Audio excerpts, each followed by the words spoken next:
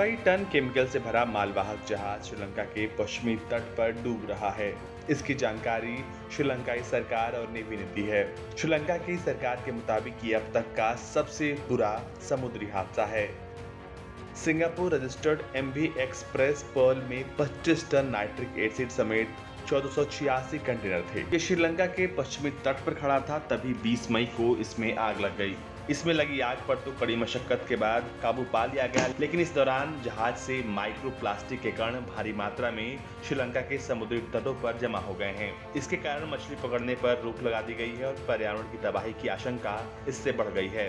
दक्षिण पश्चिम मानसून शुरू होने के कारण बचाव कार्य में दिक्कतें आ रही हैं। इस जहाज में गुजरात के हाजिरा से कॉस्मेटिक के लिए कच्ची सामान और केमिकल को कोलंबो ले जाया जा रहा था। इसमें 325 मीट्रिक टन ईंधन के अलावा 1486 कंटेनरों में 25 टन नुकसानदेह नाइट्रिक एसिड था। मालवाहक जहाज पर एक विस्फोट के बाद जहाज में चालक दल के 25 कर्मियों को बचाया गया। बता दें कि बचाव अभियान में 4 नौकाएं और श्रीलंका और भारत के 3 जहाज शामिल थे। श्रीलंकाई नेवी के अनुसार जहाज पर मौजूद केमिकल की वजह से आग लगी।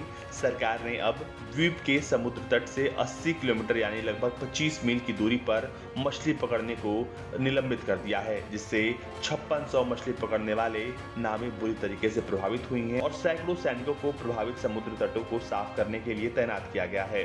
मत्स्य पालन मंत्री कंचना विजयस्किरा ने एक ट्वीट में कहा है कि बुधवार तड़के शिल्प डूबना शुरू हो गया और बचाव दल ने जहाज को तट से दूर गहरे पानी में ले जाने की कोशिश की, लेकिन कई घंटों के बाद प्रयास को छोड़ दिया गया।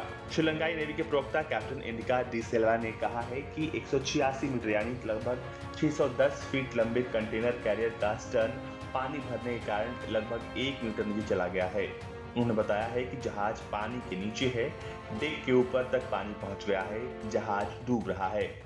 जहाज को कोलंबो बंदरगाह से 9 नॉटिकल मील दूर तक किसी तरह लाए, जहां ये 20 मई से खड़ा था। ऐसा इसलिए किया गया ताकि इसके डूबने से तट को अधिक नुकसान न हो। जहाज को दूर लाने का आदेश राष्ट्रपति गोटबाया राजपक्षे ने मंगलवार को दे दिया था। ब्यूरो रिपोर्ट, भारत तक।